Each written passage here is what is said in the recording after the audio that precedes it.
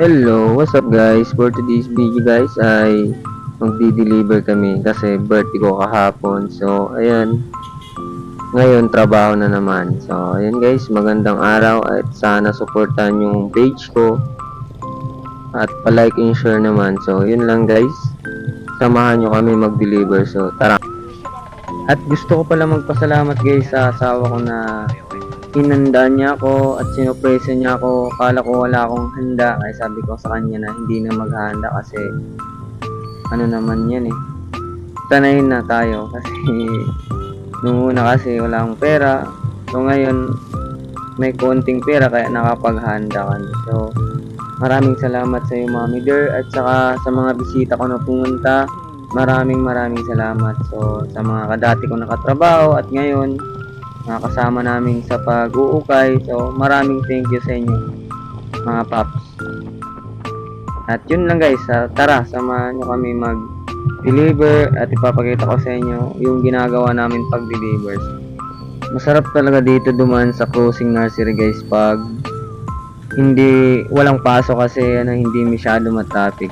So, ayan, may nanghuli pa doon ng mga malalakas natin mga pulis. So, ayan, shoutout sa inyo mga sir. So, ayan, papunta na kami sa Old Market guys kasi may papadala kaming ukay papuntang Igang. So, ayan, naka-tricycle lang yung papadala namin.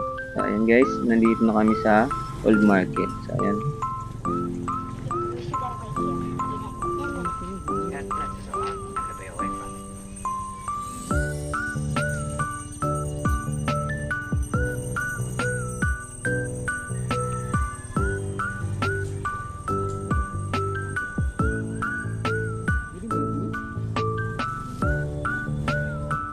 At nandito na po kami guys. So, ayan. Tamang hinto na lang at binigay na ni Mrs. sa tricycle driver. So, ayun guys. Paalis na kami. Pupunta naman kami sa kampo.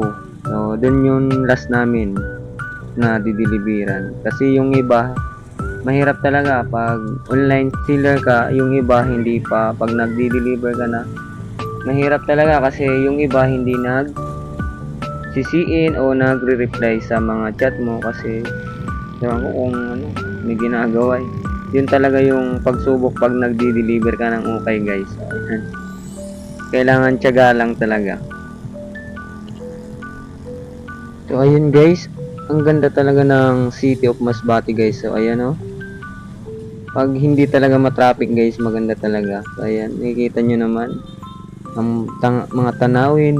So ayan. Yan lang ang pinakamaganda dyan pag hindi traffic guys. Pero pag may pasukan na Monday to Friday guys, yan, asahan mo dyan, grabe talaga dyan ang traffic. So, talaga, pasensya, mahabang pasensya yung dapat mo dyan gawin. So, ayan. So, dahil Saturday yan guys, hindi ako nakapunta sa motor show. So, nag-deliver na lang kami. So, sayang naman pag hindi kami mag-deliver guys. So ayan, malapit na kami. Diyan kami dumaan sa Bulwagan. So alam naman nyo ata yan guys. Kung alam nyo, paki-comment na lang. So sa nag-aaral dyan, paki-comment na lang po. So yun lang guys. So malapit na kami dyan.